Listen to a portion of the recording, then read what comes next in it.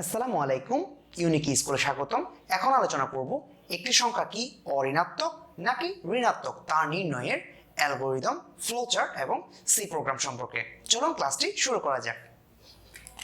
যদি আমরা একটি সংখ্যার অঋণাত্মক নাকি ঋণাত্মক তা নির্ণয় করতে চাই এবং বিষয়টার জন্য প্রথমে যদি আমরা অ্যালগরিদমটা দেখি তাহলে কি ধরনের হবে। প্রথমে আমরা ধাপ 1 প্রোগ্রামটা শুরু করলাম। ধাপ 2 এখন আমাকে ইনপুট গ্রহণ করতে হবে।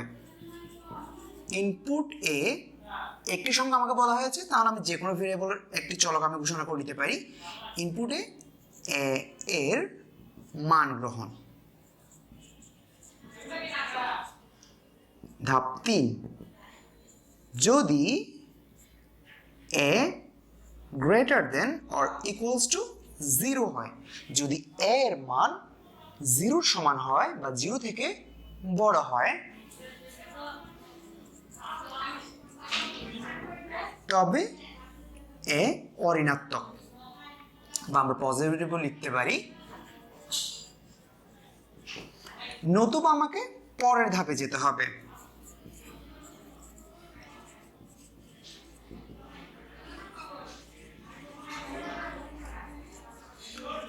অর্থাৎ যদি এতে আমি যে মানটা নিব সেটা যদি এক্স্যাক্টলি 0 বা 0 চেয়ে বড় হয়ে যায়, তখন আমরা তাকে অঋণাত্মক সরাসরি ডিক্লেয়ার করে দিব। যদি তার চেয়ে কম হয় তবে সে পরের ধাপে চলে যাবে। যদি একটি সংখ্যা অঋণাত্মক নাকি ঋণাত্মক আস্ক করা হলো, যদি সংখ্যাটি ডেফিনেটলি অঋণাত্মক হয় তাহলে সে এখানে অবশ্যই পরবর্তী ধাপে সে আর যাবে না। যদি সে অঋণাত্মক না হয় তাহলে সে পরের ধাপে অবশ্যই তাকে আমরা ঋণাত্মকই লিখব। তাহলে আমরা এখানে লিখলাম এ ঋণাত্মক।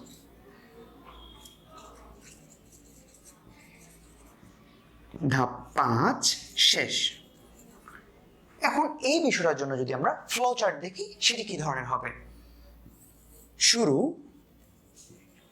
এখন আমাকে ইনপুট গ্রহণ করতে হবে। ইনপুটের চিহ্ন আমরা জানি সামন্তরিকের মতো। ইনপুট এ এর মান গ্রহণ।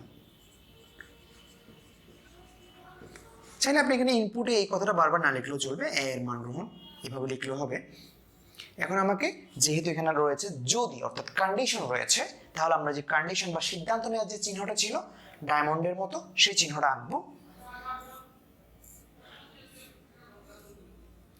যদি এর মান ইফ লিখতে পারি আমি চাইলে 0 সমান হয় বা 0 থেকে বড় হয়, এই কথাগুলো যদি সত্যি হয় তাহলে সে কি করবে, পজিটিভ দেখাবে, এর মানকে সে পজিটিভ দেখাবে। যদি না হয় তাহলে সে এর মানকে নেগেটিভ দেখাবে।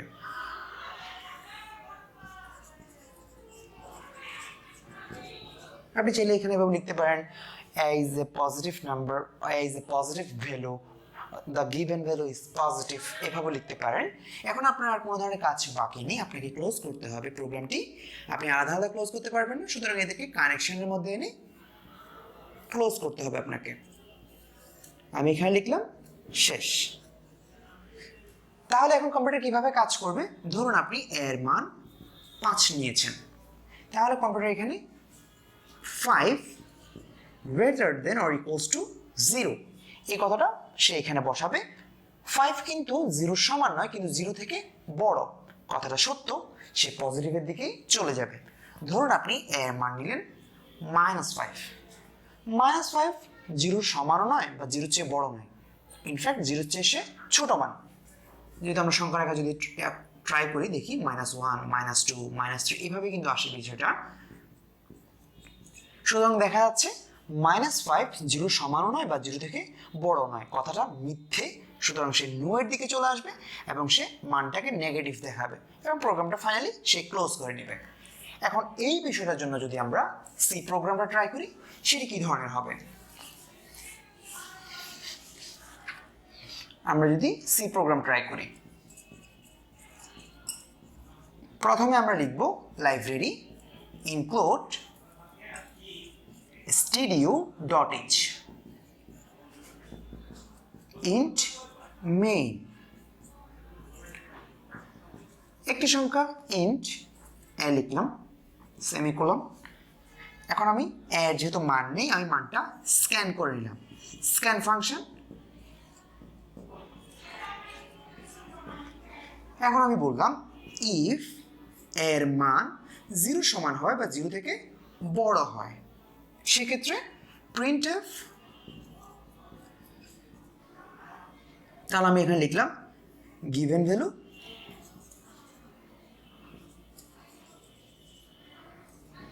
is positive। আমি এভাবে লিখলাম, আপনি আপনার মতো করে এখানে আপনি মন্তব্য লিখতে পারেন। যদি না হয় else printf given value is negative। আমার যেহেতু আর কোনো কাজ বাকি নেই আমি এখানে রিটার্ন 0 লিখে দিব। তাহলে এটি যেহেতু আমার কন্ডিশন, এটি স্টেটমেন্ট নয়, স্টেটমেন্ট যেখানে শেষ হয়েছে সেখানে আমি সেমিকোলন দিয়েছি। আমি প্রিভিয়াস ক্লাসে এই বিষয়টা বলছিলাম যে এই ধরনের সাধারণত কোনো কন্ডিশন স্টেটমেন্ট আসলে যেটা কন্ডিশন থাকবে কন্ডিশনের পরে আমরা কখনো সেমিকোলন বসাবো না। তাহলে কম্পিউটার এখানে বিভিন্ন মান বসিয়ে চেক করে দেখবে তার মানটা কি পজিটিভ নাকি নেগেটিভ। এই ক্লাসটির জন্য আমরা যে সি প্রোগ্রামটি রয়েছে সেটি আমাদের উইন্ডোজ আমরা কোড ব্লকসে ট্রাই করব এবং অ্যান্ড্রয়েডে আমরা মোবাইল সিতে চলুন ট্রাই করে দেখি।